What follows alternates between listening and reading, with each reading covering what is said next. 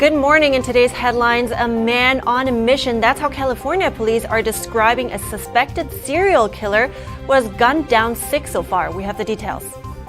Doctor groups ask the Justice Department to investigate what they perceive as disinformation about gender reassignment procedures for youths. Elon Musk changes course and proposes to close the Twitter deal on the original terms. We have the details. A $100 billion investment is coming to New York. That's confirmed by chipmaker Micron on Tuesday, calling it the largest semiconductor facility investment ever made in the U.S. And America's debt surpasses $31 trillion for the first time in history, despite President Biden signing the Inflation Reduction Act. Find out what economists say about the future of our economy.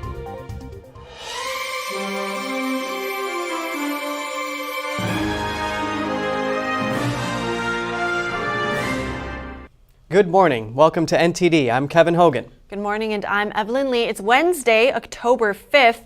We want to begin the show with updates on a series of murders in California. Police in Stockton released surveillance footage yesterday. It shows a person of interest that the police is looking for.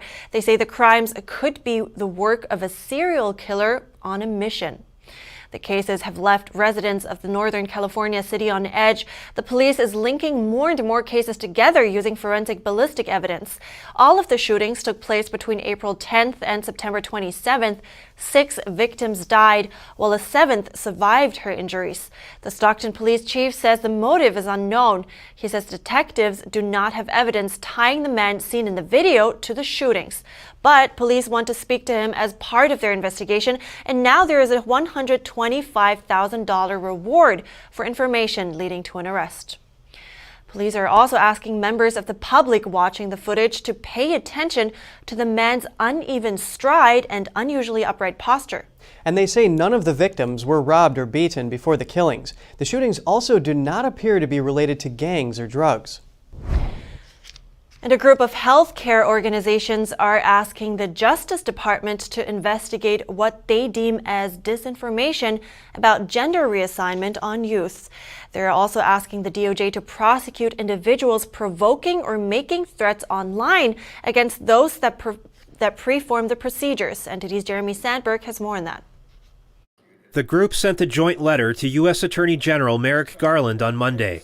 They are asking the Justice Department to investigate individuals, organizations, and entities that coordinate, provoke, or carry out bomb threats and threats of personal violence against children's hospitals and physicians that perform what they refer to as gender-affirming care. Gender-affirming care relates to sex change operations or cross-sex hormones and puberty blockers for young people. They claim the threats are a result of a coordinated disinformation campaign. The group includes the American Academy of Pediatrics, American Medical Association, and the Children's Hospital Association. Collectively, they represent around 270,000 physicians and 220 children's hospitals across the U.S. Critics accuse proponents of gender-affirming care of fast-tracking minors along an irreversible course and denounce the process as child abuse. Supporters say the procedures are medically necessary for the patient's overall well-being and can prevent suicides. The medical groups also wrote to social media companies Twitter, TikTok, and Meta. They are asking them to stop the spread of what they deem disinformation about gender reassignment procedures. They say when high-profile users share what they perceive as false and misleading information online, it causes an escalation of threats, harassing emails, phone calls, and protests that disrupt operations. Jeremy Sandberg, NTD News. Opponents of the minor gender transition procedures are planning to protest outside the American Academy of Pediatrics convention in California on Saturday. And Oklahoma Governor Kevin Stitt is taking action against a children's hospital that performs those procedures. He signed a bill on Tuesday that blocks them from receiving federal pandemic relief money unless they stop performing cross-sex treatment on children. The new law sets aside over $108 million in American Rescue Plan funds for the University of Oklahoma's health system, OU Health. However, they will only get the money when none of its medical facilities offer gender reassignment medical treatment to patients under 18. Stitt says the law is meant to prevent tax money from being used to fund irreversible procedures on healthy children, but he says the bill doesn't do enough and wants lawmakers to craft another bill to ban the treatment on minors, not just at OU, but across the state.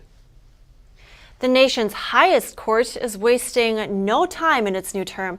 The Supreme Court has rejected a challenge to President Biden's vaccine mandates for healthcare workers. The justices previously allowed the mandate to stand while leaving open the possibility of ruling in favor of state challengers in the future. And in another high-profile case, the court has overturned a lower court ruling on a Massachusetts gun law. Here's NTD's Melina Weiskup with the details. In the first ruling of their new term, the Supreme Court Monday reversed a ruling on a Massachusetts gun law that had imposed a lifetime ban on purchasing handguns on anyone convicted of a crime involving a gun. In these cases, specifically in Massachusetts, many of these are nonviolent misdemeanors.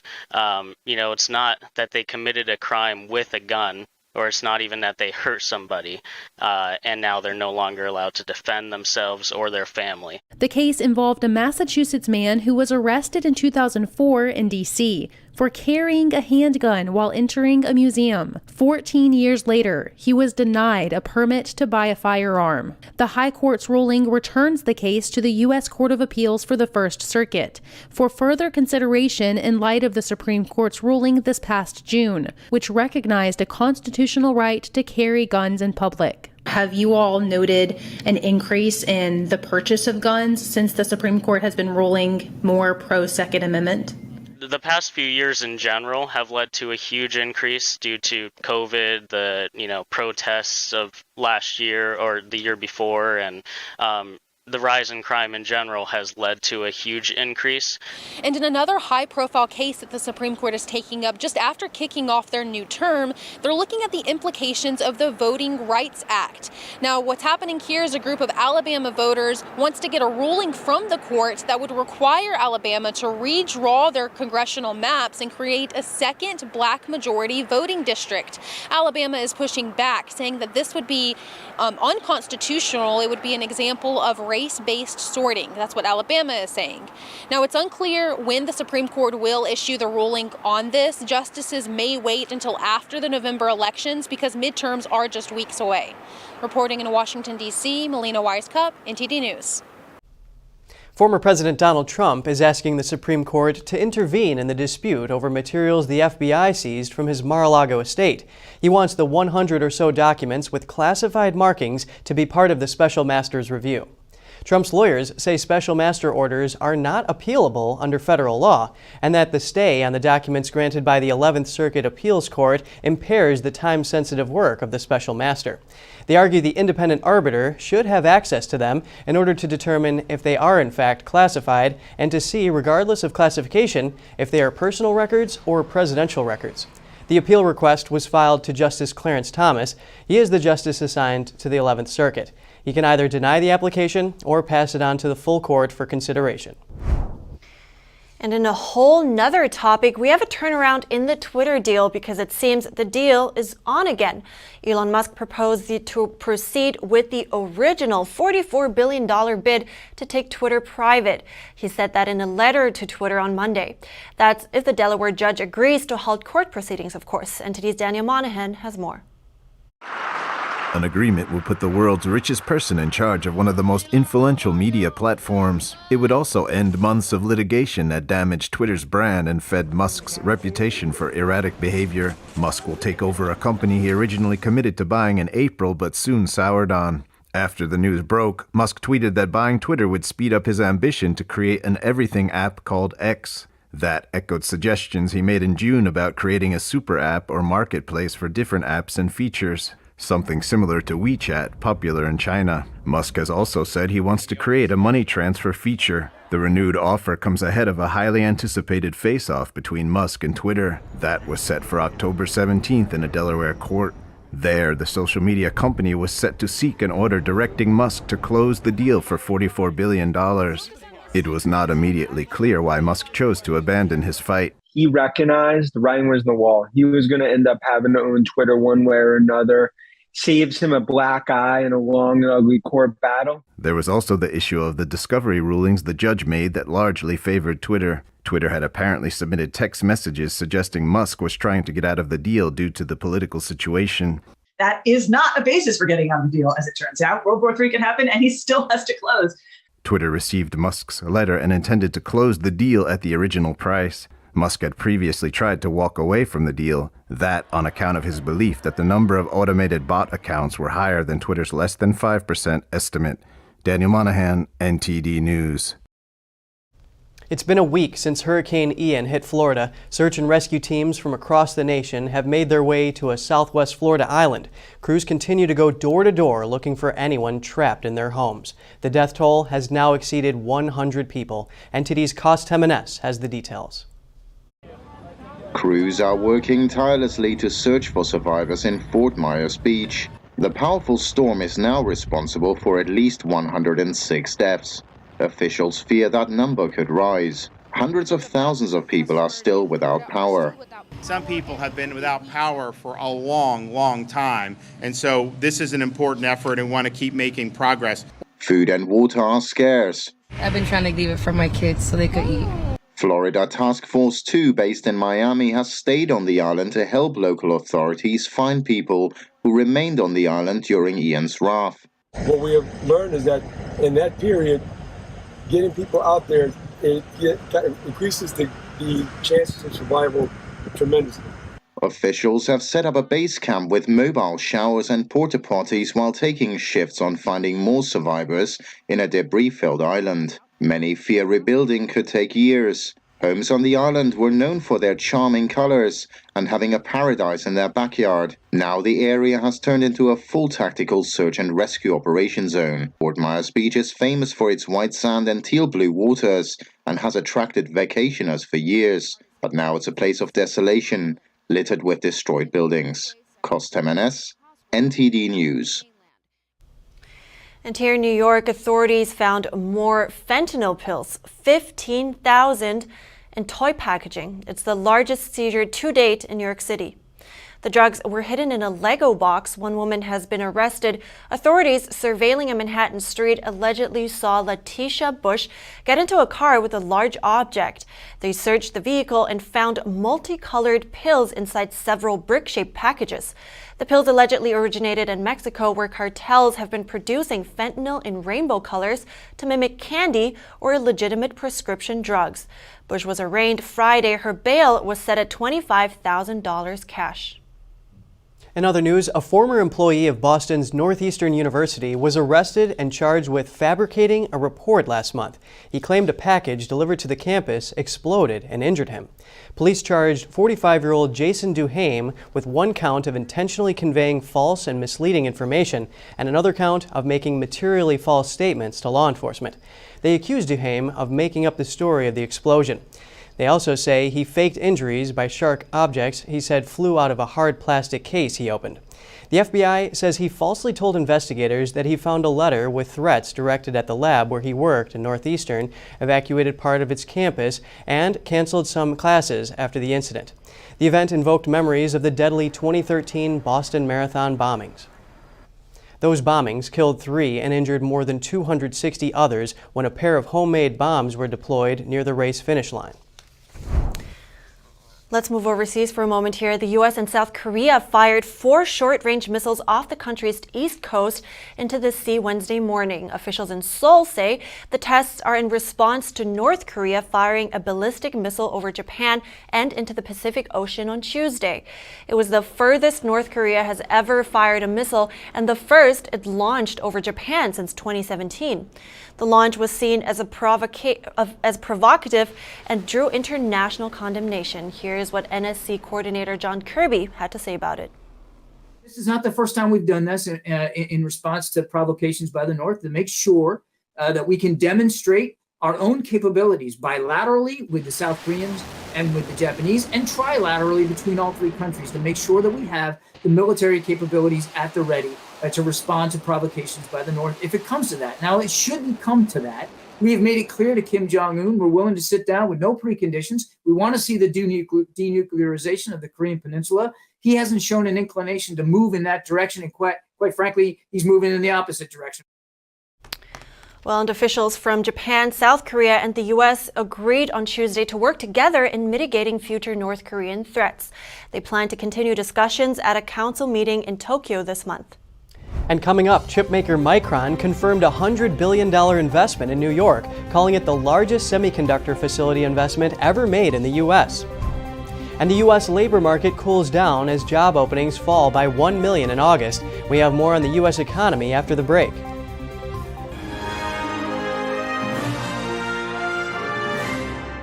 Freedom is not free, and neither is the truth. In order to bring you the facts, our reporters are out there on the front lines getting the true story. Some of them served 10 years of prison in China. We've been censored on social media. Our Hong Kong printing offices were set on fire, and we've been repeatedly attacked by the Chinese Communist Party. But no matter what, we believe that you deserve the truth, and so we'll continue to bring the truth to light. Head on over to getepic.com and try honest journalism that is based in truth and tradition. We'd love to have you on board.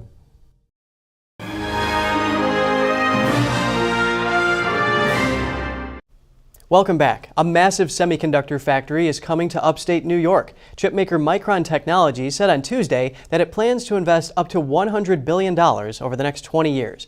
Micron said the new factory will be built about 15 miles from Syracuse and that it will be the largest semiconductor facility in the United States. The Idaho-based firm said the factory will create nearly 50,000 jobs over the next 2 decades. Site preparation work will start next year, and construction is slated to begin in 2024. The move comes in the wake of the U.S. government efforts to increase domestic chip production amid a global shortage and to lessen a U.S. dependency on offshore chip production from Asia.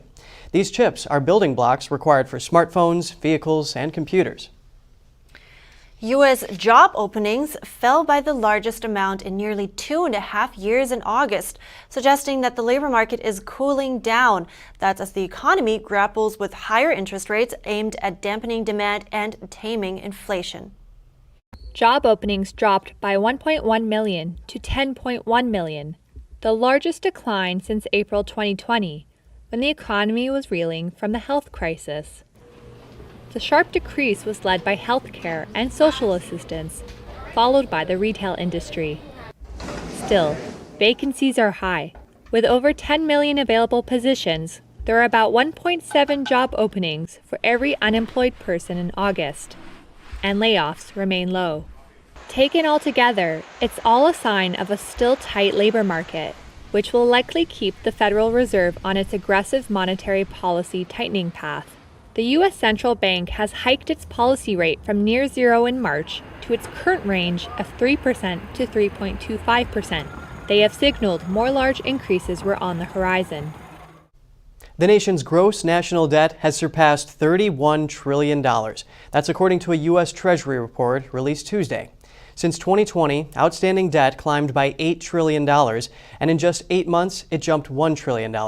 Last month, the Committee for a Responsible Fiscal Budget estimated President Biden's policies could add $4.8 trillion to the deficit between 2021 and 2031. Despite Biden touting his administration's deficit reduction efforts this year and recently signing the so-called Inflation Reduction Act, economists say the latest debt numbers are a cause for concern. And scientists Alana Spey, John Clauser, and Anton Zeilinger won the 2022 Nobel Prize in Physics yesterday for experiments in quantum mechanics. The experiments laid the groundwork for rapidly developing new applications in computing and cryptography.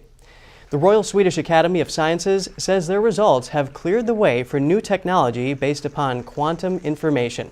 The scientists all conducted experiments into quantum entanglement. That is when two particles are linked regardless of the space between them. It is a field that unsettled Albert Einstein. He even referred to it as spooky action at a distance. French President Emmanuel Macron tweeted his congratulations to the winners, adding Einstein himself did not believe in quantum entanglement. Today, the promises of quantum computing are based on this phenomenon. And there is still a lot of mysteries, of strange things to discover in the quantum. The pleasure, or more than pleasure, the enthusiasm we had when the result was there. Quantum physics is the study of matter and energy at a subatomic level. It involves the smallest building blocks of nature. Its laws clash with those of classic Newtonian physics. Wow. Well, Kevin, when will we see you up that stage then? Well, maybe one day. Quantum physics, that's something I studied in college. It was really weird. Two particles being in different places at the same time. Well, along those lines, you know what they say, there's people who understand quantum physics, those who don't, and then there are those people that simultaneously do understand and don't understand quantum physics. Which one are you? I think I just don't understand it, period. But moving on to the next topic, Australia is committing to zero extinctions with a new plan to protect 30% of its land. The country has one of the world's worst records on extinctions, but it hopes to prevent any more species from dying out in the country with this new 10-year plan to protect its most threatened plants and animals. The plan brings Australia in line with more than 100 other countries pledging to protect 30% of their land and 30% of their ocean by 2030. And coming up, one strategy to survive inflation has always been a side hustle. And of course, one of the platforms that come to mind for that is Amazon. An expert tells us how to be successful there after the break.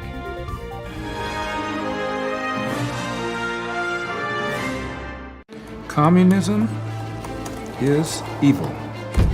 Oh, come on. Listen, if you're as tired of the censorship as I am, I've actually got good news for you. Check out epictv.com. It's a brand new censorship-free video platform where you can find not only my show, but other deep documentaries, great programs, and honest movies that bring you the news without all the spin and the fake narratives. So, I'll see you there.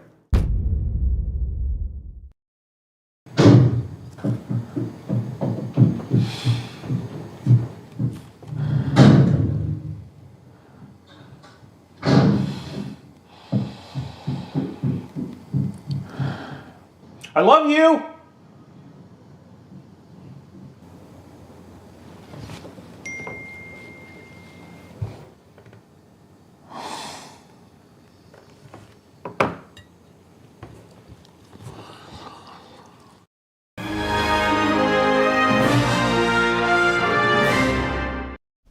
Good to have you back with us. Crocs is giving away thousands of free pairs of its clogs to celebrate its 20th anniversary.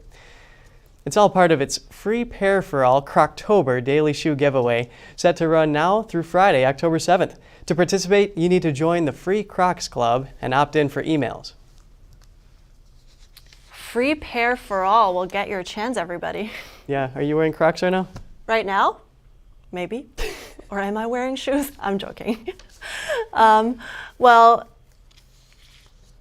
one strategy, moving on to a different story, one strategy to survive inflation has always been a side hustle. And of course, one of the platforms to do that, that comes into mind is Amazon. So I spoke to one expert that has some tips on how to make your side gig a success. Joining me now is Fernando Campos. He is the co-founder of Marketplace Ops. That's an agency that helps online sellers grow and be successful. So exactly the right person to speak about this. It's so great to have you, Fernando. Thanks so much for having me. Yeah, I'm excited to be here. Well, I think many dream of making money with something they love doing. So let's, for those people that are crafty, how do you suggest them to make money with their handmade products? Yeah, it's a great question. So Amazon has a ton of really cool programs, to kind of sell product on Amazon, whether it's, the Amazon Marketplace that everyone typically thinks about, Amazon like Handmade, there's like the KDP, the Kindle program, Amazon Merch.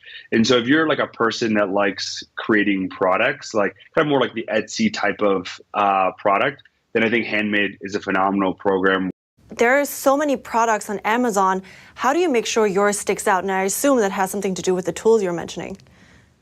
Yeah, it's a great question. So I think the main thing, when you're thinking about selling on Amazon, I think one of the really important things to think about is that when a customer comes to Amazon, they have kind of buying intent typically, right? They're coming to the platform specifically looking for something. Unlike, TikTok or Google, they're looking to make a purchase. And so it's about creating products that are kind of matching that customer demand or like those kind of search keywords with your product. And so being highly relevant is really important and ideally differentiated in some way. So it's not like, I don't know, if you're selling, let's say, a cabinet that looks like everyone else's cabinet, for instance, like, it's going to be hard naturally if everybody else has hundreds or thousands of reviews. But if you come up with a cabinet, for instance, that's a little bit more unique, maybe it's to a specific type of person or a specific type of demographic, then that will typically do better. Yeah, that's kind of the idea. Right. So I assume for something handmade, there will be no second of the kind somewhere else on the market. So I guess that would be a unique selling point. And I understand there are services to make the lives of sellers easier as well. Do you have any advice there on how to use them? Yeah, I would say Amazon has a ton of great tools. So they have like the business reports that it kind of gives you all the fees, like the revenue that you're generating. You can kind of see progress over time. They also provide FBA, which is really cool, which is fulfillment by Amazon. And that allows you to ship all the products directly to the customer without having to warehouse it and, go to the post office every day. They have like Amazon Brand Analytics, which kind of gives you the relative keyword strength or like demand, basically. Wow, that's very fascinating. And so, obviously there's not everybody has that much time to make something by themselves. For someone that's just looking for a quick way to earn some additional income, what would you recommend for them? Yeah, good question. Yeah, I would say Handmade is a great platform. And then, also listing potentially on Etsy. I would also look at, like, if you're kind of the more creative type, and I think Amazon merch is also a really cool program where you can actually just come up with the designs. But the difference is once you submit the design, Amazon will actually make the shirt, they'll make the shirt, I guess, print it and then ship it to the customer, then you make a royalty. And so if you're like the more creative type but don't want to deal with actually making the product, shipping it, and everything else, Amazon merch is also a great solution. Thank you so much, Fernando Campos, Marketplace Ops. I appreciate it. Yeah, of course. That was actually really interesting. And those ads that you sometimes see on social media about, how you can buy something cheap from a China website and then just slap your own brand on it and then resell them for a premium. So, the ads make it sound super easy and straightforward, but Fernando actually said, while it's a great opportunity, it will actually take more investment and more planning than the other things that he had mentioned. Oh, so that's how they do it. Yes, that is how they do it. Oftentimes, yes. That's all for today's program. Before we wrap up, we'd love to hear from you. You can share your thoughts and your story at goodmorning@ntd.com. So shoot us an email if you'd like. Thanks for watching. I'm Evelyn Lee. And I'm Kevin Hogan.